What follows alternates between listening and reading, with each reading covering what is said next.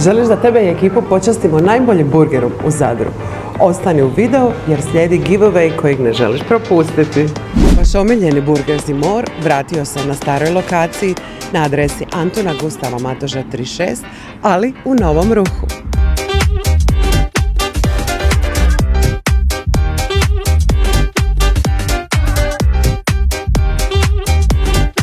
Nije novo uređenje jedina novost u vašem omiljenom Burger Zimoru, kao ni moja pregača.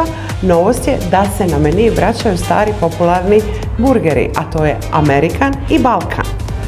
Vrlo je važno napomenuti da su namirnice uvijek svježe i da je sve svježe pripremljeno samo za vas, a ono što je novost što možete birati je regular ili smash burger. Nešto sam također zanimljivo ugledala na meniju, a to je after workout meni.